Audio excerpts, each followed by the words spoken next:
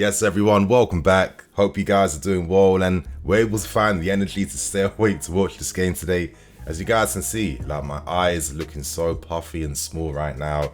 Obviously, I'm feeling incredibly tired, and after this review, I'm getting my ass straight back to bed. But welcome back to our 2-1 win over Club America in our first game of the US preseason tour. A lot of things to break down and discuss. A lot of players on the show today, of course, seeing two separate lineups in the first half and in the second half. Some interesting sound performances from your Mounts, Gallagher's, Amplitudes, and a few others, plus other observations that we tend to see when we use this type of system. So I hope you guys are excited to see the team playing again. I think one thing I have to say first, before I continue on, is that this new kit makes a lot more sense when you see it actually live and on the players. I think it's not too bad now.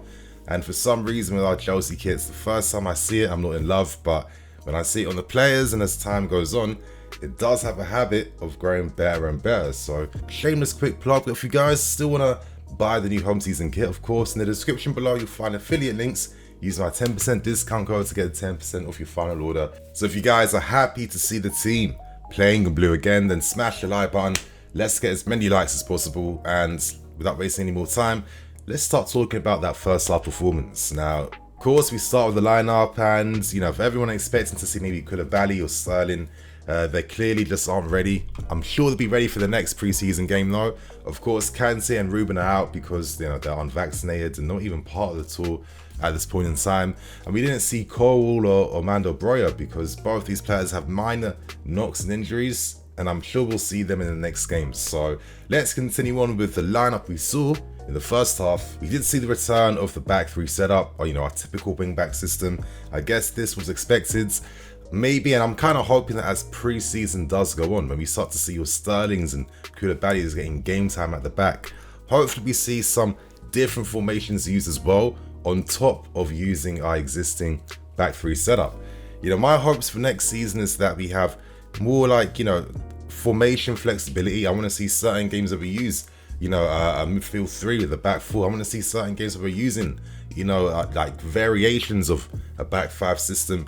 I feel with the players we have in the squads, you can unlock certain aspects of the entire team depending on how you use these guys in specific ways. Now in that first half lineup, we saw some interesting things. We saw Conor Gallagher playing as one of the two guys in the pivot, playing as a 6, continuing that role then which he left off when he had his last preseason last year versus Bournemouth. So, Tuchel's clearly seeing him as like a pivot option that has that ability and license to not only break the play, but also, play forward passes, and break the lines and have that goal for outside the box as well too. I thought from Conor in particular today, we saw his reading of the game, we saw his ability to pass. Of course, you have to be able to move the ball nicely if you have any hopes of wanting to play for us and do anything here. And he nearly set up Kai Havertz as well too, who, if his finishing was on point and if Kai didn't lean back too much, I could see exactly what he was trying to do. Just whip it in top left corner.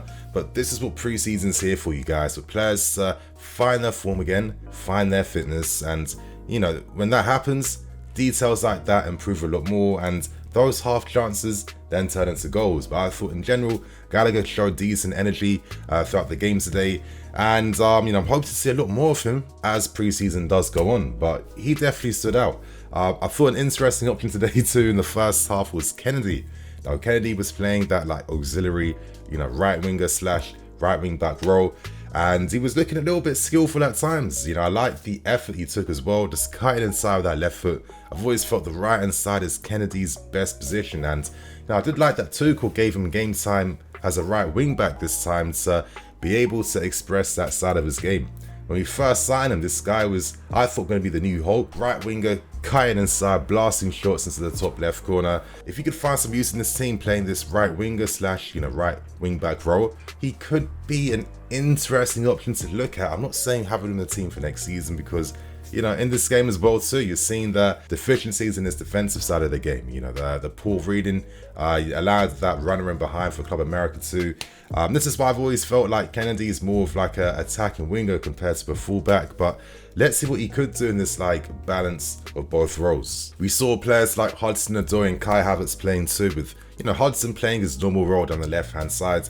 I thought it was a bit of like a iffy standard type of game, but again, we can't forget though that Hudson-Odoi is in the same situation as Ben Chilwell. So is it any surprise that the left-hand side didn't have that normal bite and incision and, directness as they typically show? I mean, let's not forget that both Hudson-Odoi and Ben have had injuries. So Ben's first game since suffering that injury against Juventus, for example, it only makes sense that he's going to maybe need a lot more time to fully get back in the groove of things, but this is what preseason's here for. And it's the same thing for Hudson-Odoi. Yeah, he's come back earlier during preseason to work on the fitness and build up that muscle power and strength again, but ultimately it's his first time kicking a proper ball in a game in God knows how long. So let's hope that we see a lot more from these players as preseason does go on. But really, that first half performance, there really wasn't much to show from things, to be honest with you. It wasn't the best representation and example of, how we play under Thomas Tuchel. We see some of the typical things, maybe the overplaying of balls at the back, constant rotations of passes at the back as well too. It's not enough forward play, and of course, I'm not getting too carried away because it's literally the first game of preseason, but I'm just really hoping that as it goes on, as this tour goes on,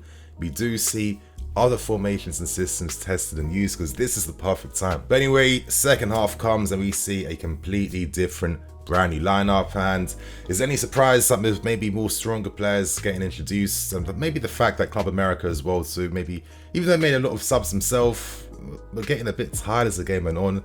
Naturally, our quality was starting to shine through in the end, and I kind of felt like the wing-back system in particular was looking a bit more healthier compared to the first half. I felt like the width created from your Reece Jameses and your Marcos Alonsos, both these guys were constantly the overlapping option on either flank, and whenever we were switching the play and focusing, concentrating the ball on one half of the pitch, or let's say the right-hand side, that would free up space on the left-hand side, and vice versa. Anyway, we saw Mason Mount coming on. We saw players like Pulisic, Werner, Azpilicueta. Could it be one of his final games for us, knowing that Barcelona are very close to signing the player as well too? We saw Ethan Ampadu coming on, replacing Thiago Silva, who I thought also looked good, as he always does. He looked good in that first half. Ampadu came on in the second half, and just to say it quickly, I thought that other than that, maybe one small little iffy mistake when Emerson kind of bailed him out. Ampadu showed a lot of nice ability on the ball. He was moving that ball forwards, crossing the ball when he had to as well too, and him playing that role reminded me of his days at RB Leipzig when he was on loan. He had that fantastic game against Tottenham in the Champions League, in which this guy was literally just running things at the back, and his passing was absolutely shining. For me, he's the type of player I would be very interested to see playing as a DM, especially knowing that was how he was used at Venezia for the second half of last season. I think that Ampadu, with that versatility he can bring in terms of his ability to play so many positions, he is one of the big players I'm watching out for in pre-season. And if you guys want to get my full perspective on, players to watch out for in our US pre-season tour, then I have released a video today. So after this match review, you'll find a link above in the card somewhere. But anyway, in the second half, I just felt like, our attacking forays were making a lot more sense. I think when you have a pacey front three like that of Werner, Batshuayi and Pulisic, that's going to create more space for you. That's going to force back the opposition's defensive line. That's going to, pin them back. That's going to allow the wing backs to come on the outside and create those overloads as well too. And when that happens, when the front three are pinning the opposition backline back, that's when there's more space for deeper runs, late man runs to be made for your Mason Mounts, etc, etc. I mean, I'll probably start with Mount.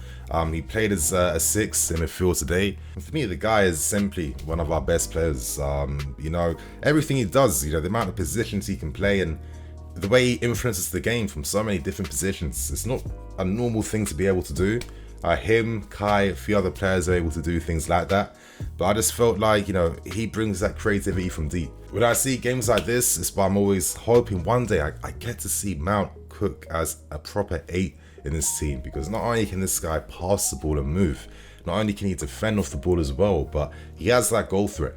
And from deeper positions, he can express that side of his shooting game. And the guy is renowned in the squad for his ability to shoot with his left foot and right foot, and all the techniques he possesses as well too. I feel like, I don't know, I saw this game today and I was thinking, if Connor and Mount played together in this preseason game and had like an Ampadu or DM behind them, you know, imagine what these guys are doing when they're like, you know, breaking into the books. You know, the energy they're showing in the final third and that ability and goal threat on the board as well too. You know, I just think that Mount, even that the winner he scored, man, that was a sick goal. Just the little composure to just like little dummy to create that little extra bit of space.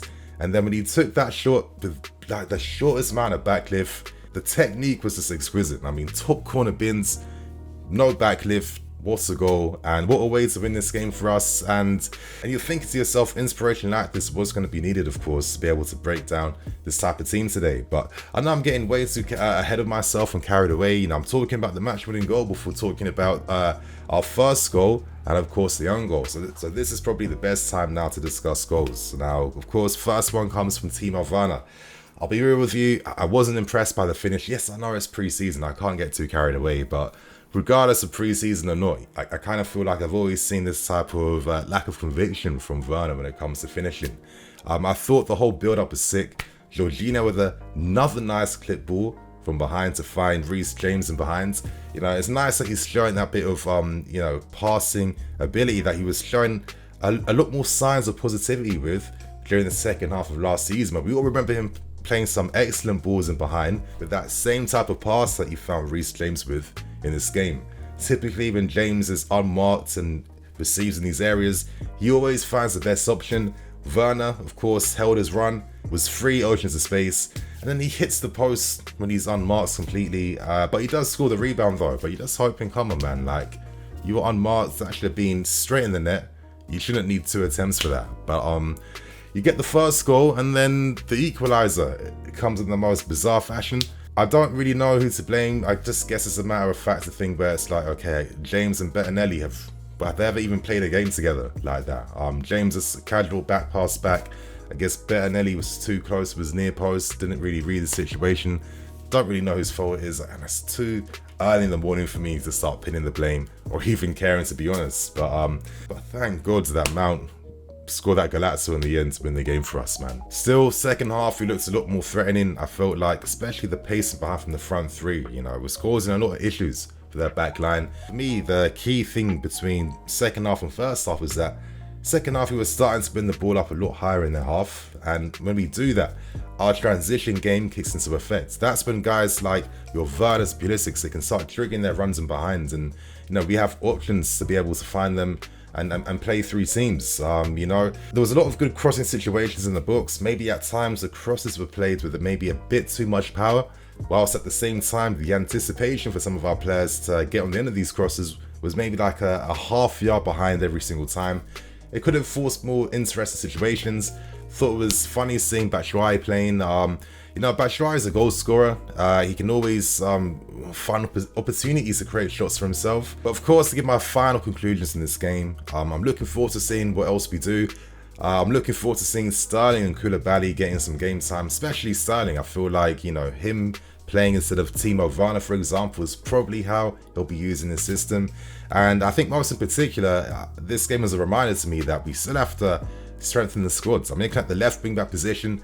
We all kind of knew that Ben was going to need more time to be able to acclimatise and, you know, feel himself back in the game. Is Alonso and Emerson the best options for Ben anymore? I don't think so. Guys, on that note, I'm EFC, this is BlueLionsTV. I'll catch you guys later with some more videos. Cool.